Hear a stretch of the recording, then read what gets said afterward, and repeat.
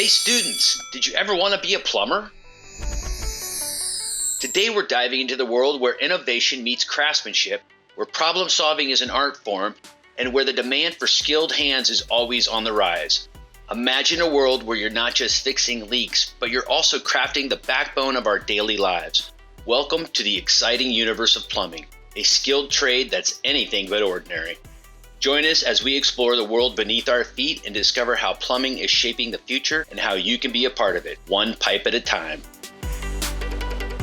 My name is TJ Sandell, and I'm the business representative for Plumbers Local Union number 27. I started at age 23. At the time, I was working for a non-union company as a laborer, and an older plumber at that company encouraged me to apply to the apprenticeship program. I've been in 22 years. We work in the plumbing industry and all aspects of the industry: construction, service, residential. I've always had a great interest in mechanical things, whether it be little small engines or electrical, so the trades have always interested me even when I was younger, and that's why I was compelled to take that job and try it, because I wanted to learn a skill that was mechanical. I think the best thing about being a plumber is the satisfaction of things that you create. So for myself, I drive around Erie and I look at all the buildings that I helped construct, and I get a lot of gratification from seeing those buildings that will far outlast me. And of course, we make a living wage, we have excellent benefits and retirement, and all those things are very important. As being a plumber, we've constructed the finest facilities Erie has to offer. For example, Erie Insurance Arena, the Warner Theater, the Convention Center, the Bayfront Marriott, the Bayfront Sheraton Hotel. The list goes on and on. All of those things we take great pride in. Plumbers protect the health of the nation by providing safe drinking water and sanitation to our great city. We also protect the health of people by installing medical gas systems in both of our fine hospital systems we have here.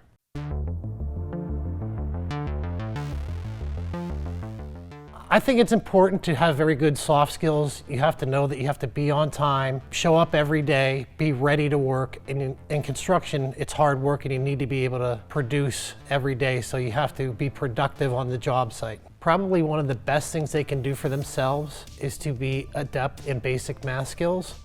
Add, subtract, multiply, divide, whole numbers, decimals, and fractions. Because in plumbing, a lot of the piping that we install, it's all based on mathematics. You have to get measurements correctly. You have to know how to read a tape measure to get those measurements right. So I would say that probably focusing on their math skills would be the best thing to do before getting into any of the trades. At Plumbers Local 27, we take our applications at the end of February into the beginning of March.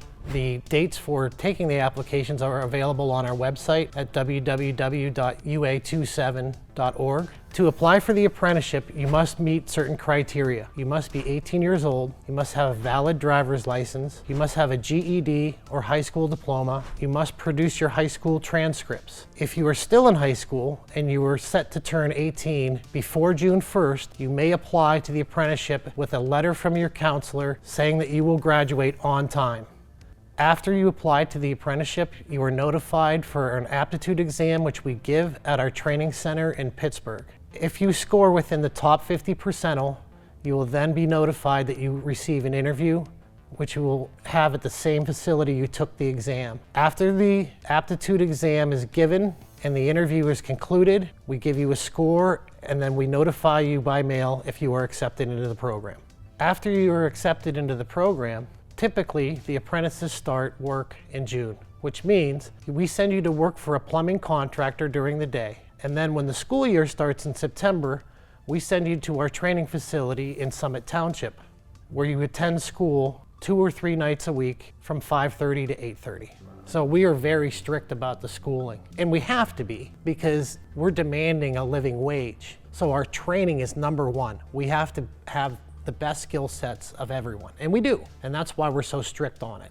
After you graduate from the apprenticeship program as a journey worker, your options of moving up are limitless. You can become a foreman, you can become project manager, you could even become your own business owner. So there's no limit to what you can do after you achieve journey worker status. Being part of the Plumbers Union means you're a member of the United Association, our national organization.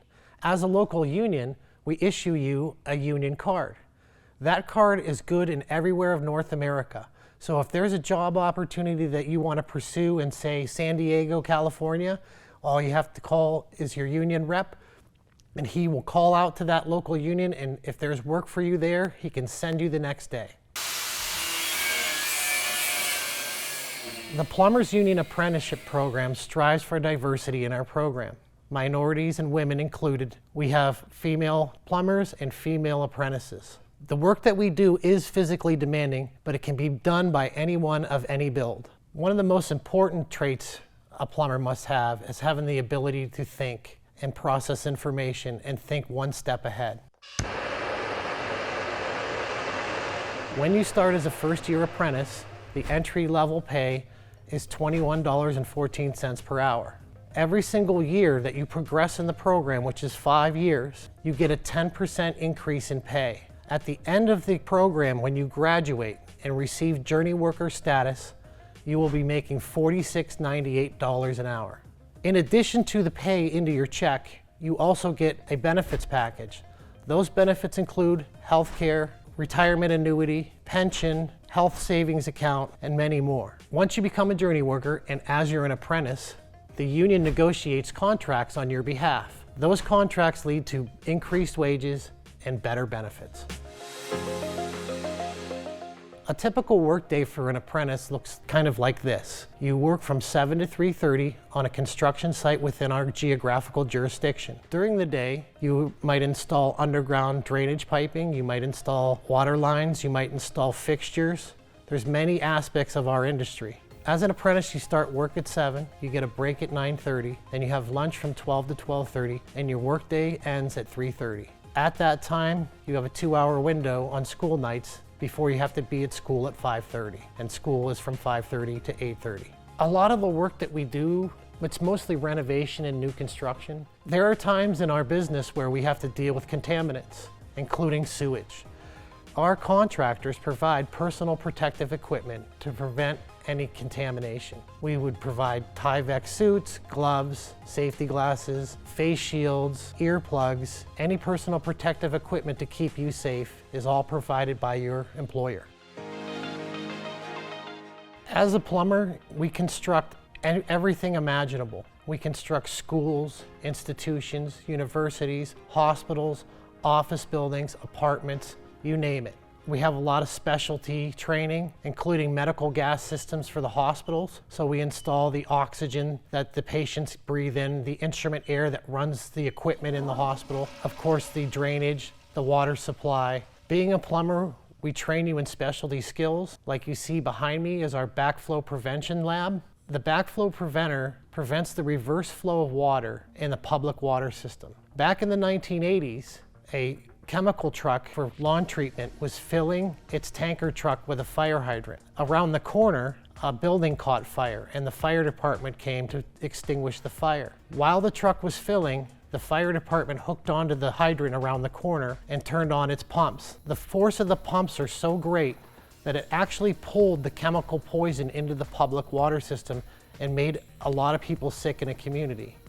That's why it's important to have these devices behind me in public buildings to prevent accidental contamination of the public water system. As an apprentice and as a plumber, these are the types of skills that we teach.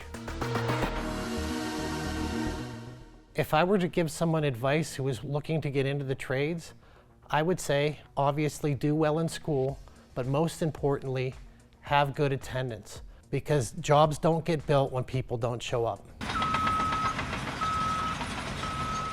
Being a member of the Plumbers Union is a brotherhood and a sisterhood, and we strive to take care of each other, whether it be on the job site, at school, or even if you have personal issues that you need to work through. We work together because we are successful together, and that's why it's so important. Students, are you ready to turn your passion into a profession?